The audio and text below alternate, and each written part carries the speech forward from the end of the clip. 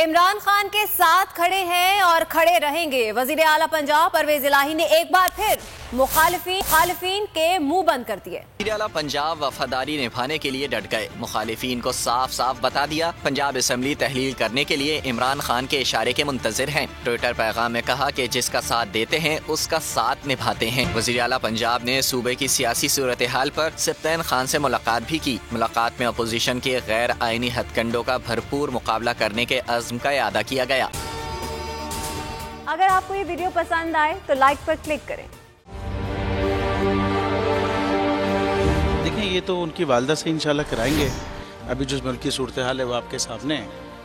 हकीकी सहाफ़त का अरशद शरीफ एक, मैं समझता हूँ, बहुत बड़ा हकीकी सहाफ़त का लंबरदार था और हक से 1 इंच नहीं हटा, बल्कि जान देनी पड़ी तो जान दे दी उसने।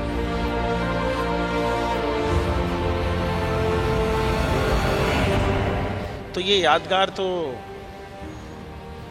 क्या हमारे दिलों में रहता है। ये तो सिर्फ एक दस्तक देती रहेगी यादगार। मैं समझता हूँ कि जो रुके तो कोहे गिरा थे हम, जो चले तो जहाँ से गुजर गए, रहे यार हमने कदम कदम तुझे यादगार बना दिया।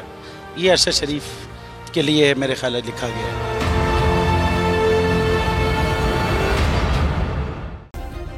सब्सक्राइब करें और बेल दबाएं ताकि कोई खबर रह न जाए।